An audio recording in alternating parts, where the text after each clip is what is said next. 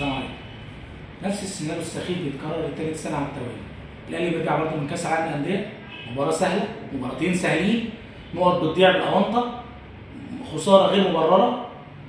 بتلعب مع الهلال السوداني، فرقه متواضعه، والله فرقه متواضعه، بيلعب على ارضه، الملعب كويس، يعني الاهلي كان السنين اللي فاتت بيلعب في قطع عنب، المره دي الملعب كويس جدا، بيلعب من غير جماهير، فانت المفروض ان 50-50 تخسر خساره غير مبرره. الهلال السوداني طول الشوط الاول متراجع في ربع ملعبه، وسايب لك المساحات وسايب لك الاطراف، سايب لك الدنيا كلها، ما استغلتش الفرصه. فرصه قويه جدا جت لحسين الشحات في اول المباراه، كانت كفيله انها تخلص الدنيا. حسين الشحات كارثته المعتاده القرار قدام المرمى، حسين الشحات عنده كارثه في القرار قدام المرمى، الكره تبقى تيجي سهله جدا، بيلعب دايما عكس اللي المفروض يحصل.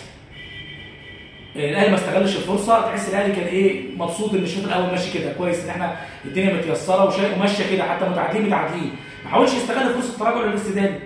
جينا الشوط الثاني بلا مبرر الفرقه فكه، هدف غريب جدا دخل في النادي الاهلي، فاول غريب، برضه محمد الشناوي برضه ليه تجلياته، يعني محمد الشناوي ما اعرفش دخل فيه ازاي بصراحه، الكوره زي دي اكن حد ناداله وبص هو دخل في جول، ما اعرفش ازاي. بعدين شويه نلبس ضربه جزاء بدون مبرر، الحمد لله انها ضاعت.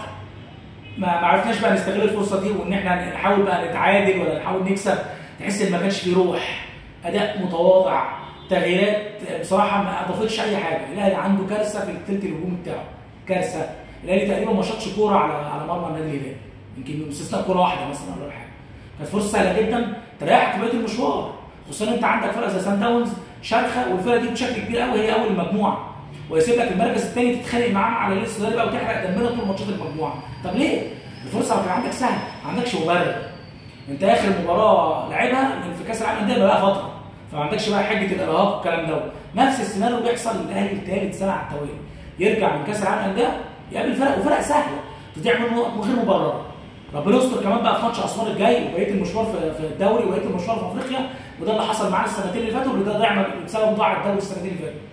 برضه رجعنا فرق سهله جدا ضاع منها نقط غريبه. ليه نفس السيناريو بيتكرر تاني يا جماعه؟ ليه نحط نفسنا في حلقه الدم ده والموقف الصعب تاني؟ ربنا يستر بقى ونعرف نعدل الموقف يعني قبل ما يفوت الاوان. السلام عليكم.